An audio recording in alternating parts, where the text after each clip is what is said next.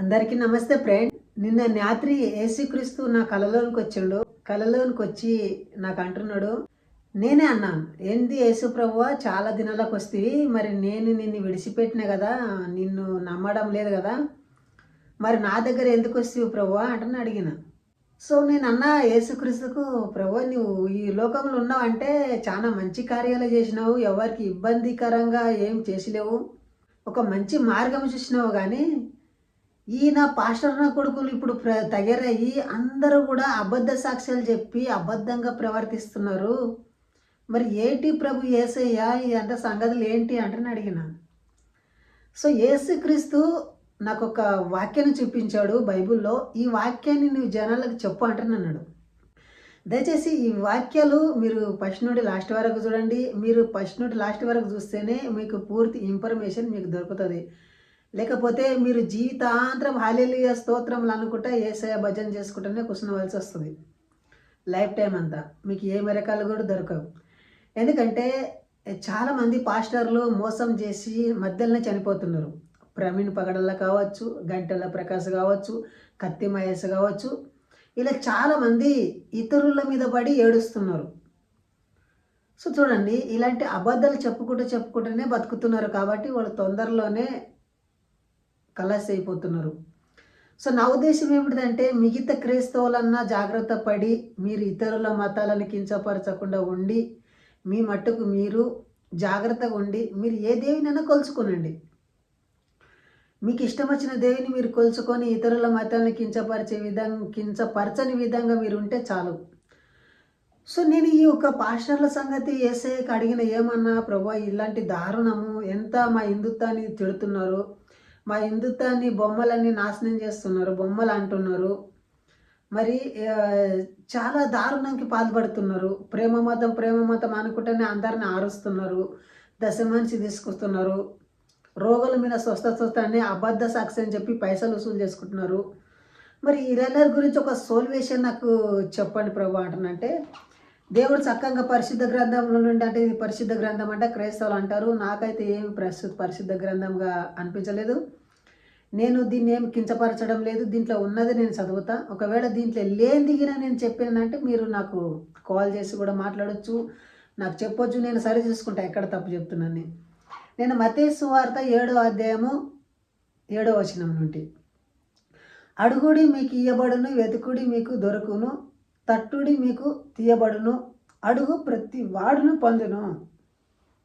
చూడండి, బైబిల్ వాక్యం ఏం చెప్తున్నది, అడుగుడి మీకు ఇయ్యబడును, వెతుకుడి మీకు దొరుకును, తట్టుడి మీకు తీయబడును, అడుగు ప్రతివాడును పొందును, వెతుకువానికి దొరుకును, తట్టువానికి తీయబడును. అంటే ఈ యేసుని ఎవరైతే నమ్ముతారో కదా, వాళ్ళు ప్రతి ఒక్కరు కూడా అడిగితే పొందుతారంట. సో గంటల ప్రకాశం ఉన్నాడు కదా, ఆయనకు ఒక రోగం ఉంది. ఏ రోగం ఉంది? కిడ్నీ వ్యాధి ఉంది. సో ఈ కిడ్నీ వ్యాధి ఉంటే ఇతడు 20 సంవత్సరాల నుండి దాంట్లో పడినే ఉన్నాడు, బాధపడుతున్నాడు. కానీ కిడ్నీ రోగం పోకొచ్చింది. ఇక్కడ వాక్యం ఏం చెప్తుంది? అడుగుడి మీకు ఇవ్వబడును, వెతుకుడి మీకు దొరుకును అని ఉంది. అంటే మీకు ఏం అవసరమో అది అడుగురి, నేను మీకు చేస్తా అంటున్నాడు. చూడండి కింది వచనంలో, మీలో ఏ మనుషుడైనను తన కుమారుని తను రొట్టె అడిగిన ఎడల వానికి రాతినిచ్చునా, చేపను అడిగిన ఎడల పామునిచ్చునా, మీరు చెడ్డవారై ఉండి మీ పిల్లలకు మంచి యోలు నిశ్చయించి ఎరిగి ఉండగా పరలోకమందున మీ తండ్రి తను అడుగు వారికి అంతకంటే ఎంతో నిశ్చయముగా మంచి యువులను ఇచ్చెను. కావున మనుషులు మీకు ఏమి చేయవలనని మీరు కోరుదరో అలాగనే మీరును వారికి చేయుడి. ఇది ధర్మశాస్త్రం ప్రవక్తల ఉపదేశమై ఉన్నది. ఇరుకు మార్గమున ప్రవేశించుడి, నాశనమునకు పోవు మార్గం వెడల్పు, ఆ దారి విశాలమై ఉన్నది, దానిలో ప్రవేశించేవారు అనేకులు. చూడండి, నాశనమునకు పోయేటి మార్గం చాలా వెడల్పుగా ఉందంట, దానికి అనేకులు పోతున్నారంట, నాశనం అయిపోతున్నారంట. దాంట్లో ఎంతమంది పాస్టర్లు ఉండొచ్చు, ఎంతమంది విశ్వాసులు ఉండొచ్చు, వీళ్ళు పేరుకు భ్రమపడుతుంటాడు. నాశనం పోయే మార్గం అది. ఇక్కడ దొంగ సాక్ష్యాలు చెప్తారు ఒకటి, ఇక పాస్టర్లు కూడా దొంగ బోధ చేస్తారు. తన లోపట ఇప్పుడు గంటల ప్రకాశ్ గారికి భయంకరమైన వ్యాధి. యేసుక్రీస్తు ఎందుకు తీసేపాయే? యేసుక్రీస్తు ఏమన్నాడు? అడుగుడు మీకు ఇవ్వబడుతుంది, తట్టుడు మీకు తెరవదు అంటనంటే యేసుక్రీస్తు లోపటన లోపం ఉండొచ్చు, గంటల ప్రకాశతో పటన లోపం ఉండొచ్చు. వీళ్ళిద్దరిలో ఏమైనా లోపం ఉంటేనే కదా ఒక లైట్ వెలగాలంటే రెండు కేవలం సరిగా ఉంటేనే లైట్ వెలుగుతుంది కదా. అలాగనే ఈ గంటల ప్రకాశ్ మళ్ళా ఈ యేసుక్రీస్తు ఇద్దరి కనెక్షన్ కాకపోతేనే కదా అక్కడ కార్యాలు జరిగాయి. దయచేసి ఆలోచించండి మీరు. ఎవ్వరు కూడా మెరకలు చేస్తామంటున్నానే ఎవ్వరు చేయలేరు.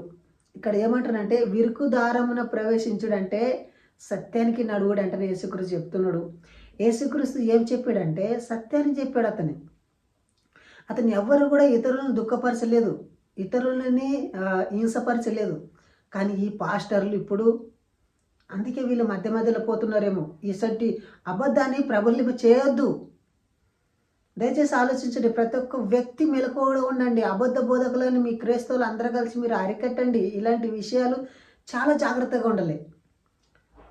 సో చూడండి, అడుగుడి మీకు ఇవ్వబడును అంటే ఎవరైనా మీకు చేపను అడిగితే తేలినిస్తారా? అంటే మీ పరలోకపు తండ్రి వాటికంటే ఇస్తాడు కదా. నా ఉద్దేశం ఏమిటిదంటే గంటల ప్రకాశ్ ఒక రోగంతో చచ్చిపోయాడు, ప్రవీణ్ పగడాల ఒక యాక్సిడెంట్తో చచ్చిపోయాడు, కత్తి మహేష్ ఒక యాక్సిడెంట్లో చచ్చిపోయాడు. వీళ్ళని ఎందుకు దేవుడు ఆపలేదు అంటే వీళ్ళలో ఏమైనా లోపాలు ఉండొచ్చు కదా. అందుకే అబద్ధ ప్రవక్తలు అంటున్నాడు దేవుడు, యేసుక్రీస్తు అంటున్నాడు. సో ఫ్రెండ్, వీడియో వింతే ఫ్రెండ్. వీడియోలో మీకు ఏమైనా డౌట్లు సందేహాలు ఉంటే కమెంట్ చేసి చెప్పండి. సో వీడియో వింతే. జై హింద్, వందే మాతరం.